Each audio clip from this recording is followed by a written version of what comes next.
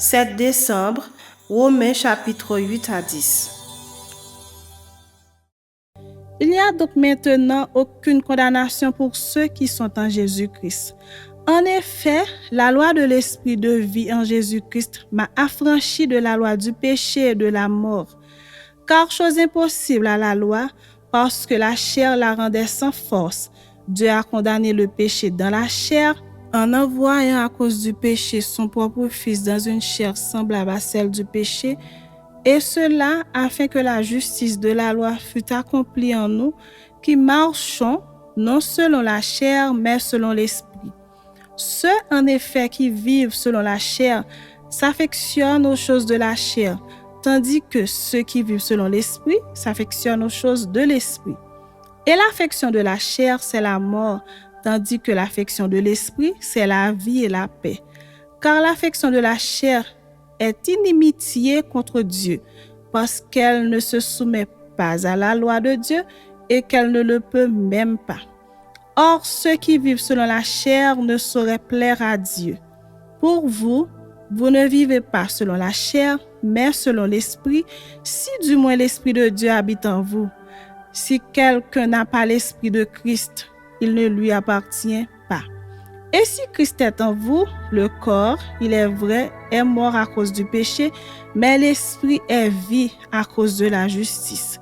Et si l'esprit de celui qui a ressuscité Jésus d'entre les morts habite en vous, celui qui a ressuscité Christ d'entre les morts rendra aussi la vie à vos corps mortels par son esprit qui habite en vous. Ainsi donc, frères, nous ne sommes point redevables à la chair pour vivre selon la chair. Si vous vivez selon la chair, vous mourrez. Mais si par l'esprit vous faites mourir les actions du corps, vous vivrez, car tous ceux qui sont conduits par l'Esprit de Dieu sont fils de Dieu. Et vous n'avez point reçu un esprit de servitude pour être encore dans la crainte, mais vous avez reçu un esprit d'adoption par lequel nous crions « Abba, Père ». L'Esprit lui-même rend témoignage à notre esprit que nous sommes enfants de Dieu. Or, si nous sommes enfants, nous sommes aussi héritiers, héritiers de Dieu et co-héritiers de Christ, si toutefois nous souffrons avec lui, afin d'être glorifiés avec lui. J'estime que la souffrance du temps présent ne saurait être comparée à la gloire à venir qui sera révélée pour nous. Aussi la création attend-elle avec un ardent désir la révélation des fils de Dieu. Car la création a été soumise à la vanité, non de son gré, mais à cause de celui qui l'y a soumise, avec l'espérance qu'elle aussi sera affranchie de la servitude de la corruption pour avoir part à la liberté de la gloire des enfants de Dieu. Or, nous savons que, jusqu'à ce jour, la création tout entière soupire et souffre les douleurs de l'enfantement.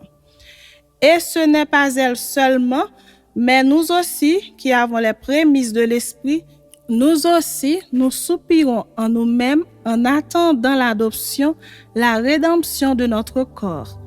Car c'est en espérance que nous sommes sauvés. Or, l'espérance qu'on voit n'est plus espérance. Ce qu'on voit, peut-on l'espérer encore? Mais si nous espérons ce que nous ne voyons pas, nous l'attendons avec persévérance.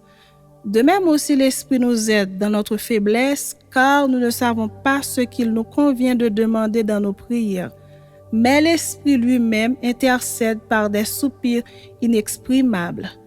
Et celui qui sonde les cœurs connaît quelle est la pensée de l'Esprit, parce que c'est selon Dieu qu'il intercède en faveur des saints. Nous savons du reste que toute chose concourt au bien de ceux qui aiment Dieu, de ceux qui sont appelés selon son dessein. Car ceux qu'il a connus d'avance, il les a aussi prédestinés à être semblables à l'image de son Fils, afin que son Fils fût le premier-né entre plusieurs frères. Et ceux qu'il a prédestinés, il les a aussi appelés. Et ceux qu'il a appelés, il les a aussi justifiés. Et ceux qu'il a justifiés, il les a aussi glorifiés. Que dirons-nous donc à l'égard de ces choses? Si Dieu est pour nous, qui sera contre nous? Lui qui n'a point épargné son propre Fils, mais qui l'a livré pour nous tous, comment ne nous donnera-t-il pas aussi toutes choses avec lui? Qui accusera les élus de Dieu? C'est Dieu qui justifie. Qui les condamnera? Christ est mort, bien plus, il est ressuscité. Il est à la droite de Dieu et il intercède pour nous. Qui nous séparera de l'amour de Christ?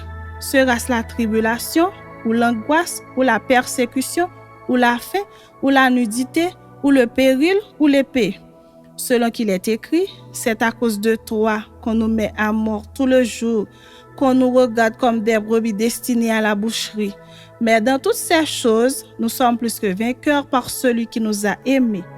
Car j'ai l'assurance que ni la mort, ni la vie, ni les anges, ni les dominations, ni les choses présentes, ni les choses à venir, ni les puissances, ni la hauteur, ni la profondeur, ni aucune autre créature ne pourra nous séparer de l'amour de Dieu manifesté en Jésus-Christ, notre Seigneur.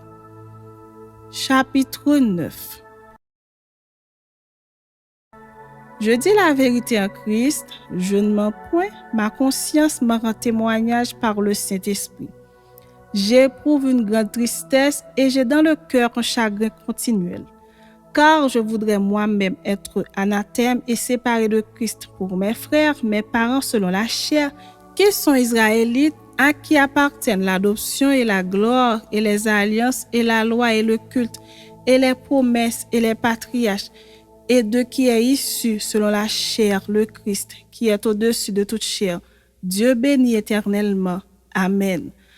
Ce n'est point à dire que la parole de Dieu soit restée sans effet, car tous ceux qui descendent d'Israël ne sont pas Israël, et pour être la postérité d'Abraham, ils ne sont pas tous ses enfants, mais il est dit, en Isaac sera nommé pour toi une postérité, c'est-à-dire que ce ne sont pas les enfants de la chair qui sont enfants de Dieu, mais que ce sont les enfants de la promesse qui sont regardés comme la postérité.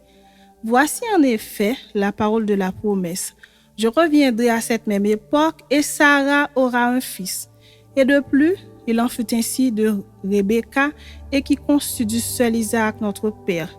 Car, quoique les enfants ne fussent pas encore nés, et ils n'eussent fait ni bien ni mal, afin que le dessein d'élection de Dieu subsistât sans dépendre des œuvres et par la seule volonté de celui qui appelle. Il fut dit à Rebecca, l'aîné sera assujetti au plus jeune, selon qu'il est écrit, j'ai aimé Jacob et j'ai haï Ésaü. Que dirons-nous donc? Y a-t-il en Dieu de l'injustice? Loin de là. Car il dit à Moïse, je ferai miséricorde à qui je fais miséricorde, et j'aurai compassion de qui j'ai compassion. Ainsi donc, cela ne dépend ni de celui qui veut, ni de celui qui court, mais de Dieu qui fait miséricorde. Car l'Écriture dit à Pharaon, je t'ai suscité à dessein pour montrer en toi ma puissance, et afin que mon nom soit publié par toute la terre. Ainsi, il fait miséricorde à qui il veut, et il endurcit qui il veut. Tu me diras, pourquoi blâme-t-il encore? Car qui est-ce qui résiste à sa volonté? Ô homme, toi plutôt, qui es-tu pour contester avec Dieu? Le vase d'argile dira-t-il à celui qui l'a formé, pourquoi m'as-tu fait ainsi? Le potier n'est-il pas maître de l'argile pour faire avec la même masse un vase d'honneur et un vase d'un usage vil? Et que dire si Dieu, voulant montrer sa colère et faire connaître sa puissance, a supporté avec une grande patience des vases de colère formés pour la perdition, et s'il a voulu faire connaître la richesse de sa gloire envers des vases de miséricorde qu'il a d'avance préparés pour la gloire? Ainsi nous a-t-il appelés, non seulement d'entre les Juifs, mais encore d'entre les païens, selon qu'il te dit dans Osée, j'appellerai mon peuple celui qui n'était pas mon peuple, et bien-aimé celle qui n'était pas la bien-aimée. Et là où on leur disait, vous n'êtes pas mon peuple, ils seront appelés fils du Dieu vivant. Ésaïe de son côté s'écrit au sujet d'Israël, quand le nombre des fils d'Israël serait comme le sable de la mer, un reste seulement sera sauvé. Car le Seigneur exécutera pleinement et promptement sur la terre ce qu'il a résolu.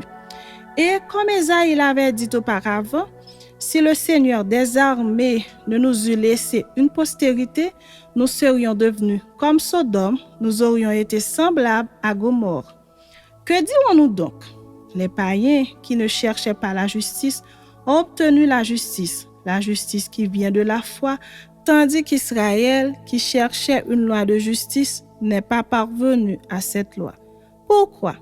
Parce qu'Israël l'a cherchée, non par la foi, mais comme provenant des œuvres. Ils se sont heurtés contre la pierre d'achoppement, selon qu'il est écrit. Voici, je mets en Sion une pierre d'achoppement et un rocher de scandale, et celui qui croit en lui ne sera point confus. Chapitre 10. Frères, le vœu de mon cœur et ma prière à Dieu pour eux, c'est qu'ils soient sauvés. Je leur rends le témoignage qu'ils ont du zèle pour Dieu, mais sans intelligence, ne connaissant pas la justice de Dieu et cherchant à établir leur propre justice, ils ne se sont pas soumis à la justice de Dieu. Car Christ est la fin de la loi pour la justification de tous ceux qui croient. En effet, Moïse définit ainsi la justice qui vient de la loi. L'homme qui mettra ces choses en pratique vivra par elles. Mais voici comment parle la justice qui vient de la foi. Ne dis pas en ton cœur, qui montera au ciel? C'est en faire descendre Christ. Ou qui descendra dans l'abîme? C'est faire remonter Christ d'entre les morts. Que dit-elle donc? La parole est près de toi, dans ta bouche et dans ton cœur. Or, c'est la parole de la foi que nous prêchons. Si tu confesses de ta bouche le Seigneur Jésus, et si tu crois dans ton cœur que Dieu l'a ressuscité des morts, tu seras sauvé. Car c'est en croyant du cœur qu'on parvient à la justice, et c'est en confessant de la bouche qu'on parvient au salut, selon ce que dit l'Écriture. Quiconque croit en lui ne sera point confus. Il n'y a aucune différence, en effet, entre le juif et le grec, puisqu'ils ont tous un même Seigneur, qui est riche pour tous ceux qui l'invoquent. Car quiconque invoquera le nom du Seigneur sera sauvé. Comment donc invoqueront-ils celui en qui ils n'ont pas cru? Et comment croiront-ils en celui dont ils n'ont pas entendu parler? Et comment en entendront-ils parler s'il n'y a personne qui prêche? Et comment y aura-t-il des prédicateurs s'ils ne sont pas envoyés? Selon qu'il est écrit, qu'ils sont beaux les pieds de ceux qui annoncent la paix, de ceux qui annoncent de bonnes nouvelles. Mais tous n'ont pas obéi à la bonne nouvelle. Aussi Ésaïe dit-il, Seigneur, qui a cru à notre prédication? Ainsi la foi vient de ce qu'on entend, et ce qu'on entend vient de la parole de Christ. Mais je dis, n'ont-ils pas entendu? Au contraire, leur voix est allée par toute la terre, et leur parole jusqu'aux extrémités du monde. Mais je dis, Israël ne l'a-t-il pas su? Moïse le premier dit, j'exciterai votre jalousie par ce qui n'est point une nation, je provoquerai votre colère par une nation sans intelligence. Et Ésaïe pousse la hardiesse jusqu'à dire, j'ai été trouvé par ceux qui ne me cherchaient pas. Je me suis manifesté à ceux qui ne me demandaient pas. Mais au sujet d'Israël, il dit, j'ai tendu mes mains tout le jour vers un peuple rebelle et contredisant.